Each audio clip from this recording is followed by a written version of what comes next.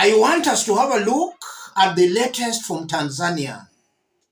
But before we do that, in case you missed our earlier update, it has been confirmed that foreigners in Tanzania and more so Kenyans are finding the going very rough there.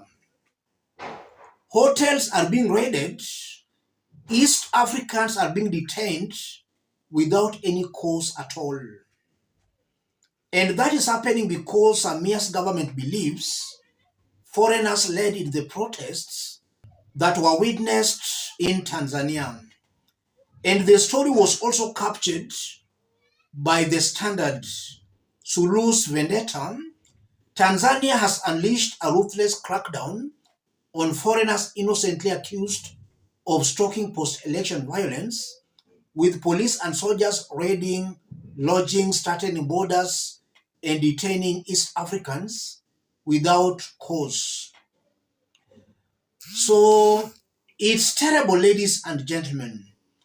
And I did state again in our previous videos that if Samia Suluhu survives the protests, then she's going to end up being more dictatorial than she has ever been.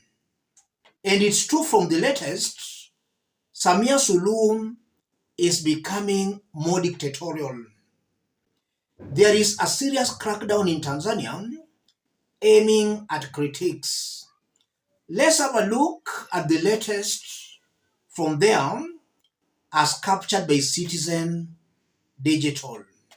Tanzanian opposition says vice chairman charged with terrorism. Tanzania's main opposition party said its vice chairman had been charged with terrorism days after post-election violence shook the country with reports of potentially hundreds dead. Opposition party Chadema said in a post on X late Tuesday that its vice chairman, John Heche, who was arrested on October 22, had been charged with terrorism acts. It said police transported Heche from the capital Dodoma to the coastal Kinondoni region where he was charged. He refused to write a statement but would exercise that right immediately after being taken to court. It added it was unclear when he would appear in court. So the main opposition's vice chairperson has now been charged with terrorism. And the opposition leader, Tundu Lissu, was also charged with treason. He is still in jail.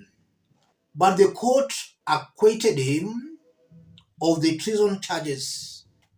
And now the vice chairman is being charged with terrorism. Samia Suluhu is becoming more dictatorial. I want us to put all this into perspective for Kenyans and Tanzanians to understand this better.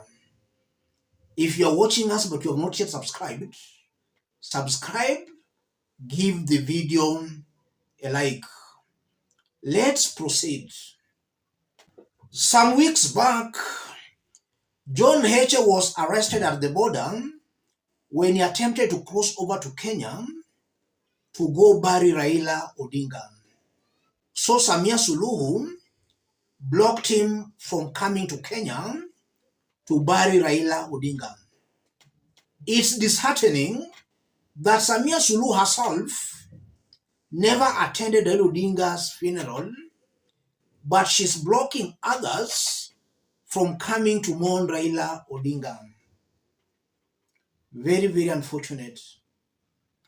Now that leader has been charged with terrorism. What does all this mean, ladies and gentlemen? If Tanzanians allow this to continue, then they will find themselves in a very deep hole. A hole that might take them decades to come out of. This is now the time for Tanzanians to take to the streets to condemn what's happening in Tanzania. Tanzanians should not wait till the last minute. The last time they waited, we've seen what has happened. Dr. Samia Suluhu locked out her political opponents from the race months before election. Tanzanians were quiet and they took to the streets on the voting day. That was a blunder. They ought not to have allowed Samia Suluhu to be in office till the election day. Right now, this leader has been arrested, charged on trumped-up charges of terrorism, which we all know are fake charges. This is now the time Tanzanians should rise to the occasion, should all take to the streets. This is the time. They should not wait for any other time. This is the time to demand this leader to be released. That's how Kenyans have always done it. And that's why, even though we have very bad leaders in Kenya, there is some aspect of freedom, some aspect of democracy in Kenya. Leaders such as Raila Odinga and the team never allow dictatorship to flourish. And with the support of Kenyans, indeed Kenya today is a little bit more democratic than our neighbors. Tanzanians and Tanzanian leaders should borrow a leaf from Kenya and from Kenyan leaders. The leaders in Tanzania too, they should not be cowards. If 1 or 2 leaders are arrested, 100 leaders should emerge. And with the support of Tanzanians, eventually Tanzania will be liberated. I'm seeing a very bad dictator in the making. Samia Suluhu is coming out as a very bad leader. She has single-handedly depicted CCM party as a very unpopular party, which might not be the case. CCM has been very popular in Tanzania, and if Samia Suluhu could have conducted herself with decorum, nobody knows. Maybe CCM party could have won that election very easily. But because of her political blunders, CCM now is being seen as very, very unpopular. This is dictatorship. Tanzanians should not accept this. And I've always explained in my videos, the constitution Tanzanians are using is very oppressive to the common man. You can't have a constitution where a presidential election cannot be challenged in any court of law. The constitution is not favoring the common mwananchi. It's favoring those in power. Let me stop it there, ladies and gentlemen. If you are watching us but you are not yet subscribed, subscribe, give the video a like. Any person watching us outside Kenya, drop a comment, let us know from which part of the globe you are watching us from. If possible, subscribe, give the video a like. Thank you. God bless you. God bless Kenya.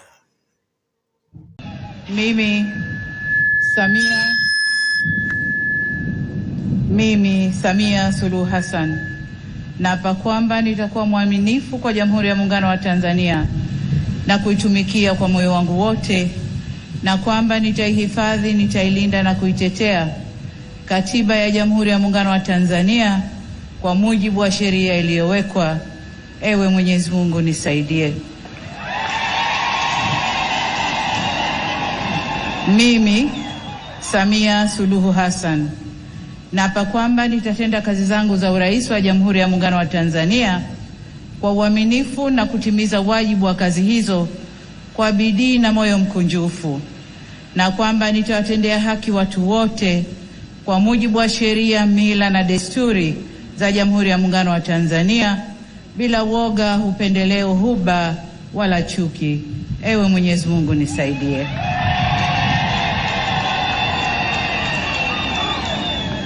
Mimi Samia Suluhu Hassan naapa kwamba katika kutekeleza madaraka niliyopewa kwa mujibu wa Katiba ya Jamhuri ya Muungano wa Tanzania, nitatetea na kudumisha umoja wa Jamhuri ya Muungano wa Tanzania kwa mujibu wa Katiba ya Jamhuri ya Muungano wa Tanzania.